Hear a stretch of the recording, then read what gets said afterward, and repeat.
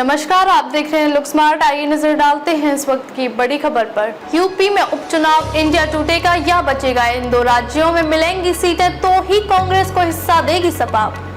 अब यूपी में 10 सीटों पर होने वाले उपचुनाव को लेकर घमासान शुरू हो गया है। यूपी में विधानसभा की 10 रिक्त सीटों के लिए सपा ने रणनीति तैयार करनी शुरू कर दी है। कांग्रेस महाराष्ट्र और हरियाणा में सपा को सीटें देगी तो ही यूपी में कांग्रेस के दावे पर सपा विचार करेगी। यूपी में विधानसभा उपचुनाव में कांग्रेस सपा का गठबंधन महाराष्ट्र और हरियाणा चुनाव पर निर्भर करेगा।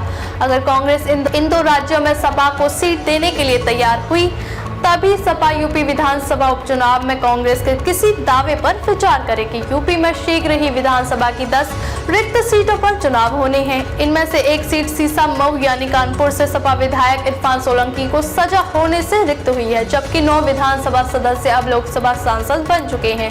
सपा के 4 विधायकों अखिलेश यादव, अवधेश प्रसाद, लालजी वर्मा और जिया उर रहमान वर्ग की सीटें उनके लोकसभा सदस्य चुने जाने के बाद रिक्त हो गई हैं। अखिलेश यादव वर्ष 2019 का विधानसभा चुनाव करहल, अवधेश प्रसाद मिल्कीपुर, लालजी वर्मा कचहरी और जिया उर रहमान कुंदरकी से जीते थे। खैर से भाजपा विधायक अनूप प्रधान वाल्मीकि, गाजियाबाद से अतुल गर्ग और फूलपुर से भाजपा विधायक प्रवीण पटेल के भी लोकसभा सदस्य चुने जाने से अब यह स्थान खाली हो गए हैं।